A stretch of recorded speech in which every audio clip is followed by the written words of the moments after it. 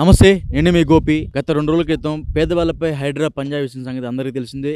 So అందులో భాగంగా ఆ పేదవాళ్ళలో ఒక అతను ఉన్నాడు. సో ఆయనతో మనం మాట్లాడే ప్రయత్నం చేద్దాం. కొంతమంది పైన ఆ రోజు కిరోసిన్ పోసుకున్నారు. సో వాళ్ళ మీద అయితే గవర్నమెంట్ కేసులు పెట్టడం జరిగింది. సో ఎందుకు ఆ కేసులు పెట్టారు, ఈ చెరువు పక్కనే వీళ్ళు ఎందుకు ఉండాల్సిన అవసరం వచ్చిందని పూర్తి వివరాలు ఇక్కడ ఉన్న ప్లాట్లలో ఒకళ్ళైనా ఆయనతో మనం మాట్లాడదాం. సార్ నమస్తే. నమస్తే అండి. సో ఎప్పటి నుంచి ఉంటారు మీ ఏరియాలో? దాదాపు ఇక్కడ పుట్టినప్పటి నుంచి ఇక నేను మినిమం చూడు నా వయసు వచ్చేసి 40 ఏళ్ళు అనుకోండి. ఇప్పుడు నాకు మినిమం 40 ఏళ్ళు అనుకుంటే ఇక్కడ నుంచి ఉన్నాం. తండ్రుల నుంచి ఆ రోజు నుంచి ఇక్కడే ఉన్నాం. మేము చాలా రోజుల నుంచి ఇక్కడే ఉన్నాం. దన్నుమని ఇప్పుడు నేను హైడ్రా అని కొత్తగా వచ్చిన తర్వాత ఎటువంటి నోటీస్ ఇవ్వకుండా నువ్వు దన్నుమని వచ్చేసి లోపల మనుషులు ఉన్నారా లేరా అని అమాంతంగా వచ్చేసి నువ్వు దన్నుమని కూల్చేసినాం. అది వాస్తవమే కాదంటలేను, కానీ లోపల మనుషులు ఉన్నారా, సామాన్లు ఉన్నాయా లేవా అనేది. అట్లా అంటే మన గత 10 ఏళ్ల ప్రభుత్వంలో కేసీఆర్ మొత్తం తెలంగాణ తెలంగాణ ప్రభుత్వాన్ని మొత్తం ఏర్పాటు చేసి మొత్తం 10 ఏళ్ల పరిపాలన చేశాను కదా ఆయన. మరి ఆయన ఒక రకంగా మళ్ళీ ఆయన కూడా ఇది చెరువు కదా, ఎఫ్టీఎల్ కదా, లేకపోతే బఫర్ జోన్ అనేది వాళ్ళు కూడా పరిశీలించారు కదా. వాళ్ళు చాలామంది పేదవాళ్ళ జోలికి అయితే వాళ్ళు పోకుండా వాళ్ళు ఉన్నారు. మరి సార్ వచ్చేసి అపోజిషన్ పార్టీలో ఉన్నప్పుడు మాత్రం చెరువు పక్కన ఏదైతే ఉంటాయో లేకపోతే దూరం ఏమైనా ఉంటాయో వాళ్ళకంటూ ఒక న్యాయం జరగాలి. కొన్ని పాత వీడియో మన రేవంత్ రెడ్డి సీఎం గారిది కొన్ని వీడియోస్ ఉన్నాయి, ఒకసారి చూడండి యూట్యూబ్లో కానీ కొన్ని ఛానల్లో కానీ. ఇంకోటి ఇవన్నీ పక్కన పెడితే ఇదంతా బఫర్ జోన్ ముందుగానే మీకు తెలిసే ఉంటుంది. ఎందుకంటే చెరువు పక్కన కాబట్టి ఇదంతా ఆక్రమించుకున్న స్థలం. డెఫినెట్గా ఎవరు కాదనేది కాదు, నిజమైన సత్యం ఇది. మీకు తెలిసి కూడా ఈ ఏరియాలో స్థలాలు ఎందుకు ఆక్రమించుకొని ఇక్కడ ఇల్లు కట్టడం జరిగింది మీరు? ఇప్పుడు చాలామంది పేదవాళ్ళు అయితే ఉన్నారు కదండి, వాళ్ళకు ఎక్కడైనా పోవాలంటే బడాబాబులు మొత్తం బఫర్ జోన్లో కానీ ఎఫ్టీఎల్ కానీ వాళ్ళు కట్టుకున్నారు. మరి లేని వాళ్ళకు ఇప్పుడు తండ్రుల కాలం నుంచి ఇక్కడ లేని వాళ్ళు చూపించారు, అదేవిధంగా కంటిన్యూటీ ఆడనే ఉన్నారు. ఇది చెరువు అనేది అది తర్వాత సంగతి, కానీ మేము ఇప్పుడు తండ్రుల కాలం నుంచి ఇండే ఉన్నాం కదా. దాన్ని బట్టి ఇప్పుడు తండ్రుల కాలం నుంచి వాళ్ళు ఎక్స్పైర్ అయిపోయి కొంతమంది ఎక్స్పైర్ అయ్యారు, కొంతమంది ఉన్నారు. దాన్ని బట్టి మేము ఇండే ఉన్నాం. ఒకవేళ ప్రభుత్వం వచ్చి కూడా ఏం చేయాలంటే మీరు ఆల్రెడీ మాకు హెచ్చరిక వార్నింగ్ ఏమి ఇవ్వాలంటే మీరు ఎఫ్టీఎల్లో ఉన్నారు, మీరు బఫర్ జోన్లో ఉన్నారు కదా, ఇక్కడ నుంచి తీసేసి మొత్తము మీకు ఎక్కడైనా సేఫ్ జోన్లు మీకు చూపిస్తాము, ఇక్కడ కూడు ఆడ అండ ఏదైనా మీకు ఆశ్రయం మేము కల్పిస్తాము అని ఏదైనా వాళ్ళకు హామీ ఇచ్చి దూరమైన తీసుకోపోవాలి. వీళ్ళందరూ ఒకసారి మీటింగ్ ఆ రకంగా ఏర్పాటు చేస్తే మంచిగా ఉండే. కానీ ఎటువంటి హామీ లేకుండా కూడు నిద్ర ఏమైనా లేకుండా వాళ్ళు దన్నుమని వచ్చేసి మొత్తం పాపలు అందరూ ఉన్నారు, దాంట్లో వృద్ధులు ఉన్నారు, వాళ్ళందరికీ న్యాయం ఉండాలంటే ఆశ్రమం ఉండాలి కదా.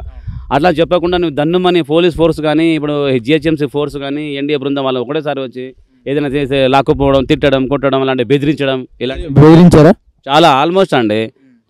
ఇప్పుడు కొన్ని లాంగ్వేజ్లో కొన్ని ఉంటాయి కదండి, ఇక్కడ దుర్భాషలాడే ఇక్కడ దెంగిపోవాలి, రూమ్ కాల్ చేయట్లా, కొన్ని టైమే ఇస్తలేరు, సామాన్లు పెట్టుకొని కూడా బయట టైం ఇవ్వకుండా అంత దారుణంగా ఇట్లా ఒడిగొడుతున్నారండి. ప్రభుత్వం కూడా ఇప్పుడు రేవంత్ రెడ్డి గారు కూడా కొన్ని ఓకే మీరు చెప్పింది వాస్తవం అనుకోండి, ఏదైతే మీరు హైడ్రా యాక్షన్ తీసుకొచ్చారు, చెరువు చుట్టుపక్కల ఏవైతే ఉన్నారో పేదవాళ్ళు ఉన్నారా, మరి ఉన్నోళ్ళు ఉన్నారా, ఇలా గమనించి మీరు దూర ప్రాంతం తీసుకుపోయి ఎక్కడైనా వాళ్ళు ఫస్ట్ ఆసరా కల్పించండి. తర్వాత మీ యాక్షన్ మొదలు పెడితే అది మంచిదే కదా, ఎవరైనా మెచ్చుకుంటారు మీకు. అంతేగాని ఎటువంటి ఆసరా లేకుండా నేను కూల్చేస్తాను ఎక్కడైనా మరి ఎండైనా వానక చాలా ఏళ్ళ నుంచి వాళ్ళు ఎండే ఉన్నారు. అలాంటప్పుడు ఇప్పుడు ఈ వర్షాకాలంలో చిన్న పిల్లలు ఉన్నారు. ఈ సామాన్లు ఒక్కసారి చూడండి, ఈ సామాన్లు ఏంది, మా పిల్లల పరిస్థితి ఏంటి, ఇట్లా చాలామంది ఇట్లా ఒక్కసారి వాళ్ళు కూడా ఇప్పుడు ఒకసారి వర్షాకాలంలో ఒకసారి మన ఆయన రంగనాథ్ సార్ కూడా వచ్చి ఇదంతా సర్వే చేశారట. ఆయన వచ్చినప్పుడు వర్షాకాలంలో ఎప్పుడు వచ్చిండో మాకైతే తెలియదు, వానాకాలంలో ఎప్పుడు వచ్చి ఇప్పుడు పోయిండో మాకు తెలియదు. ఒకవేళ ఆయన వచ్చినప్పుడల్లా కూడా కొంచెం ఇక్కడ నుంచి మీరు జారీ వెళ్ళిపోవాలా, మీకు ఇట్లా వేరే దగ్గర పునరావాసం ఇట్లా మేము తరలిస్తాము, మాకు అట్లా కొన్ని హెచ్చరికనే కొంచెం వార్నింగ్ ఇవ్వాలి, లేకపోతే ఇవ్వాలి, మాకు ఇట్లా నోటీస్ అయినా జారీ చేయాలి. అట్లాంటివి ఏం లేకుండా నేను ఒకటోసారి వచ్చి చూసుకున్నావా వెళ్ళిపోయినా, ఒకటి వచ్చి నేను కూల్చినామా లేదా అన్నట్టు చేశారండి. ఇదేంటంటే మొత్తం ఎఫ్టీఎల్ ల్యాండ్ అని చెప్తున్నారు. ఎఫ్టీఎల్ ల్యాండ్లో పర్లేదు కూడా మనం ఏకమాలు చూసుకోవచ్చు, అదంతా విల్లాస్ కదా. సో ఆ విల్లాస్ మొత్తం ఎవరి సో మనకు కనపడుతున్నాయి కదా, అక్కడ ప్రెస్టన్ హైవే ఉంది. సో అదంతా విల్లాసు, అది కూడా ఎఫ్టీఎల్ జోన్లోనే ఉంది, అది బఫర్ జోన్లో అయితే లేదు. సో ఆ విల్లాల మీద ఎందుకు చర్య తీసుకోలేదు అంటారు? విల్లాల చర్యస్ అంటే అండి ఎవరైనా చూడు, చాలామంది మేము చూస్తూనే ఉన్నాము, బఫర్ జోన్ ఇంకా చాలా దూరమే ఉంది. ఎఫ్టీఎల్లో కొన్ని విల్లాస్ ఉన్నాయి, కొన్ని అపార్ట్మెంట్స్ ఉన్నాయి, ఈ లైన్లో అవన్నీ మీరు కళ్ళారా చూస్తూ ఉన్నారు.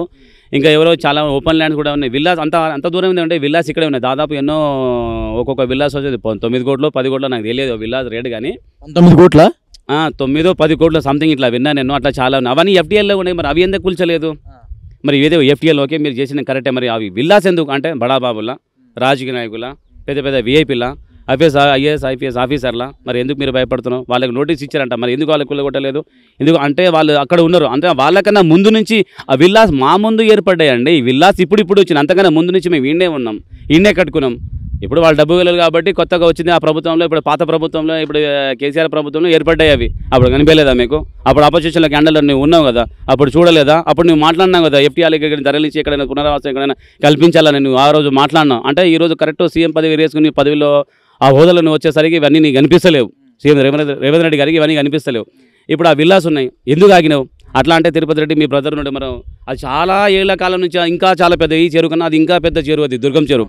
మరి దుర్గం చెరువులో వాళ్ళ బ్రదర్కి ఇప్పుడు ప్రజలకి మభ్య పెట్టడానికి సొంత బ్రదర్ది కూడా కూల్చేస్తుండు అని చెప్పుకోనికి ఆడ ఉన్నాయి. కానీ మన వాళ్ళకు బ్రదర్కి అయినా కావచ్చు, ఇంకేదైనా వాళ్ళ రిలేటివ్ కావచ్చు, బంధువు కావచ్చు, ఇంకెవరైనా కావచ్చు, వాళ్ళకు టైం ఇచ్చిండు.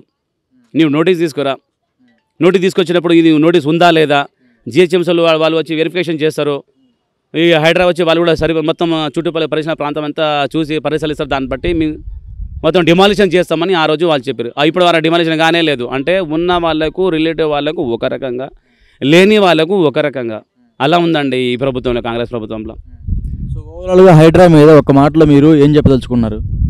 హైడ్రా చేసే పని ఏదైనా ఎఫ్టీఏలో ఉంటే మీరు చేసే పని ఏది. ఇప్పుడు సార్ మనం చూస్తూనే ఉన్నామండి, రంగనాథ్ సార్ గారు ఇప్పుడు హైడ్రా మొత్తం దాదాపు అన్ని ఎక్కడైనా సిటీలలో వర్షం పడితే కానీ అన్ని కాలనీలు కానీ ఇళ్ళలో కానీ నిండిపోతుంది. అయ్యో మా ఇల్లు మొత్తం మునిగిపోయినాయి, మాకు చెరువు అంటూ ఉంటే ఆ చెరువులు పోయి నిండుతుండే కదా. ఆ కాన్సెప్ట్ మీద మీరు వచ్చారు కరెక్టే. ఆ మురికివాడలో ఎంతమంది వాళ్ళు పేదవాళ్ళు ఉన్నారు, ఏమైనా పునరావాసం కల్పించండి అండి. ఎక్కడైనా డబుల్ బెడ్రూమ్లో కట్టించండి. చాలా ఉన్నాయి పాత ప్రభుత్వంలో కానీ, అంతకన్నా వైఎస్ ప్రభుత్వంలో కానీ ఆ రోజుల నుంచి ఇప్పుడు వరకు చాలా ఉండేవి, అన్ని పెండింగ్లు ఉన్నాయి. అట్లాంటి ఏదైనా కల్పించండి. మీరు ఏదైతే ఉండదో ఇప్పుడు ఏదైతే ఉందో వాళ్ళకు కల్పించాలి. ఇప్పుడు మీరు సక్సెస్ అని చేసు కదా, అది హైడ్రా ప్రాంతము.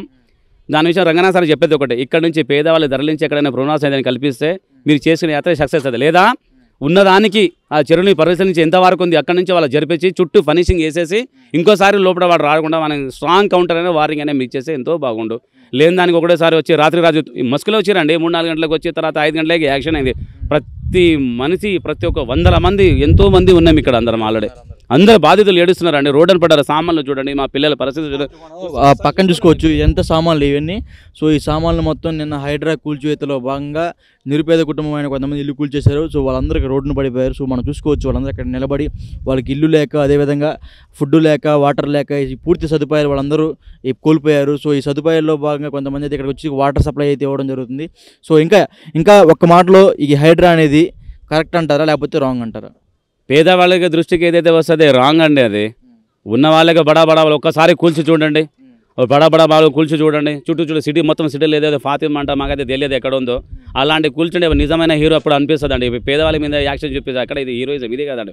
ఒకసారి అక్కడ హోల్సేల్ ఫాతిమా చుట్టుపక్కల ఏదైతే పెద్ద చెరువులు మొత్తం మింగేశారు కదా, ఒక్కసారి అక్కడ యాక్షన్ తీసుకున్న తర్వాత మీరు నిజమైన హీరో. అది రాజీవ్ నాయుడు కావచ్చు, పెద్ద ఆఫీసర్లు ఎవరైనా కావచ్చు. కానీ లేని మీద మీరు ఇలా కొరలా చూపిస్తే దాని వల్ల అన్యాయమే, ఇది తీరని అన్యాయమే. ఇది మాకు న్యాయం జరగాలని మేము కోరుకుంటామండి. సో చూసాం కదా ఈ బాధితులు మనకి ఏ విధంగా వాపోతున్నారు. సో ఇంకా చాలామంది పొద్దున్నుంచి ఇప్పుడు దాకా ఫుడ్ తినకుండా, వాటర్ సదుపాయం లేకుండా నిన్న హైడ్రా వచ్చి కూలగొట్టిన వెంటనే అప్పటి నుంచి వాళ్ళకి ఆకలితో అలమటిస్తున్నారు. సో వాళ్ళందరితో కూడా మనం మాట్లాడే ప్రయత్నం చేద్దాం.